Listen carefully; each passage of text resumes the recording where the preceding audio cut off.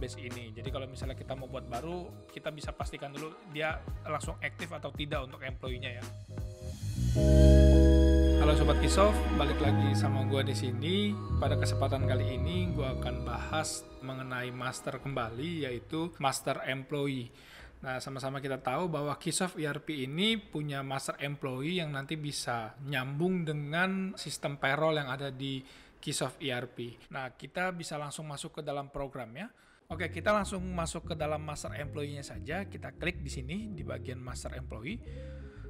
Nah, di dalam master employee ini sudah ada beberapa contoh yang pernah saya buat di dalam database ini. Kita pilih new saja untuk membuat baru, biar saya bisa jelaskan di dalam isinya ada apa saja.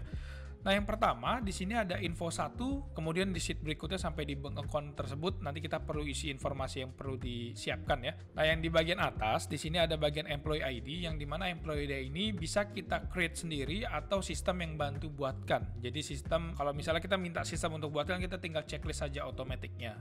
Begitu pula dengan kalau misalnya kita mau pilih manual, kita lepas saja baru kita bisa ketik di sini untuk ID-nya. Seperti itu. Nah, sebagai contoh di sini saya pilih yang otomatis saja biar sistem yang bantu saya. Selanjutnya di bagian kanannya ada aktif. Nah, keterangan aktif ini adalah keterangan terhadap employee tersebut apakah nanti aktif atau tidaknya employee tersebut di dalam database ini. Jadi kalau misalnya kita mau buat baru, kita bisa pastikan dulu dia langsung aktif atau tidak untuk employee-nya ya. Ini kita bisa pilih sama seperti nomor tadi, tinggal di checklist atau di unchecklist saja. Nah, selanjutnya kita turun ke bawah di info 1, kita diawali dengan first name. Di first name ini kita bisa isi nama employee-nya, nama depannya ya. Jadi kita bisa masukin, semisal saya bikin nama Robert saja. Lalu selanjutnya ada last name-nya. Nah, ini boleh diisi boleh saja, boleh disingkat dengan singkatan saja, semisal gini. Selanjutnya ada gender. Nah, gender kita bisa pilih male atau female, kita tinggal checklist saja. Nah, bagian birthday-nya, birth date-nya kita bisa pilih sesuai dengan birth date-nya employee tersebut. Nah, jadi kita bisa pilih tahunnya, semisal kita mau pilih di tahun 1980 di bulan Januari, semisal tanggal 26 Januari 1980. Nah, untuk blood type-nya di sini kalian juga bisa pilih blood type yang sesuai dengan employee tersebut. Semisal di sini saya pakai yang O. Nah, di sini ada ID number selanjutnya. Nah, jika ada ID number seperti ini, kita bisa isi nick dari employee tersebut ya. Selanjutnya di NPWP pun kita bisa isi nomor NPWP-nya. Ini sebagai contoh saya pakai contoh saja ya, nomor dengan angka-angka contoh saja. Selanjutnya ada material status. Nah, kalian bisa pilih di sini material statusnya. Kita sudah siapkan juga tipe-tipe material statusnya. Di sini mungkin saya pilih yang single saja. Selanjutnya ada address. Address ini kalian bisa isikan juga alamatnya. Alamat 001 semisal seperti itu ya.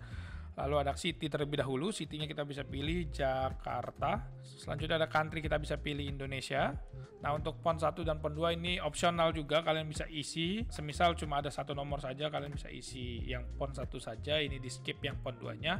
Lalu emailnya pun bisa diisi, misal kayak gitu ya. Kalian bisa sesuaikan. Selanjutnya kita masuk ke info yang kedua. Nah, di info yang kedua ini kita bisa pilih highest education level. Nah, di sini kita bisa pilih education levelnya ada di mana, ada di doctorate atau master atau degree. Nah, semisal kita pilih yang degree.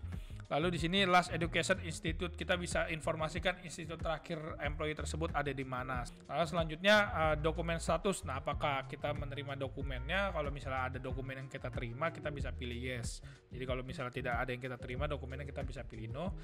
Nah, di sini ada keterangan hobi. Nah, kalian bisa pilih keterangan hobi dari si employee tersebut apa. Jika tidak diperlukan, boleh dikosongkan saja seperti itu. Selanjutnya kita next ke info yang ketiga. Info yang ketiga ini dimulai dari hire date, terus active date, kita bisa pilih juga hire dan active date-nya, semisal di hari ini saja.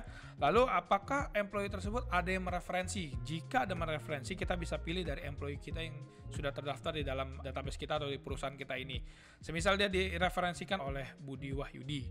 Lalu supervisor dari dia siapa? Mungkin dia ada di bagian mana? Nah, supervisornya mungkin bisa jadi Budi Wahyudi juga. Nah, untuk divisinya, dari divisi Budi Wahyudi ini ada di divisi mana, kita pun bisa pilih di sini. Semisal di marketing ya, jadi kita bisa pilih divisi marketing di dalamnya. Nah, posisinya sebagai apa? Semisal sebagai staff, kita ketik saja staff. Seperti itu.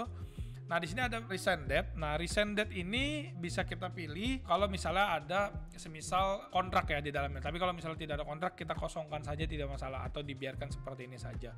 Nah, kalau misalnya kita ada kontrak, kita bisa pilih tanggal berakhir kontraknya ada di tanggal berapa, seperti itu. Selanjutnya kita bisa pilih ke bagian foto. Nah, di bagian foto ini kita bisa pilih foto dari employee tersebut ya. Kita tinggal browse saja. Ini saya sebagai contoh, saya ngambil gambar dari internet. Nah, saya pilih di sini gambarnya, kita bisa masukkan sesuai dengan ukuran foto yang tersedia. Selanjutnya yang terakhir di sini ada bank account. Nah, bank account ini informasi dari bank si employee tersebut. Jadi kita bisa pilih dari bank mana. Ini balik lagi ya. Bank ini kita punya masternya juga, jadi ada master bank. Kita bisa siapkan beberapa jenis master bank yang bisa kita generate di dalam database ini. Nah, sebagai contoh saya pakai bank sampel saja di sini. Lalu nomor banknya ada berapa? 01234 semisal kayak gitu. Lalu ownernya atas nama siapa? Semisal Robert tadi. Nah, kalau misalnya ini sudah selesai, jadi kita bisa save master employee-nya. Nah, kalau misalnya ada keterangan data successfully save, ini berarti transaksinya sudah tersimpan di dalam database. Nah, kita tinggal refresh saja di sini, maka atas nama Robert sudah ada di dalam master employee di dalam Keysoft ERP. Sekian video dari saya, sampai jumpa di video berikutnya. Terima kasih.